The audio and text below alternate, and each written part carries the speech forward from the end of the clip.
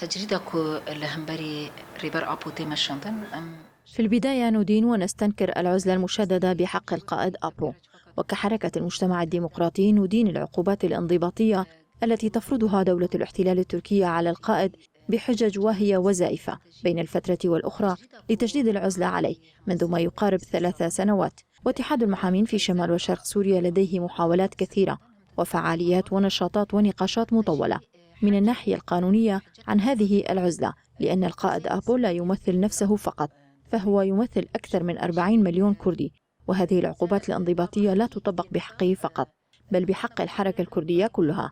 وهناك في شمال وشرق سوريا ما يقارب 600 محام ومحامية يدافعون عن القائد في كافة المحافل المحلية والإقليمية والدولية.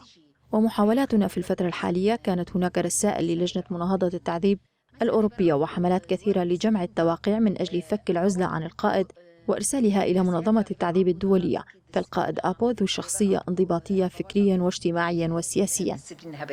ريبر أبو كسياتك خدي ديسبلينا هم دواري فكري دا هم واري جواكي دا هم واري سياسي دا.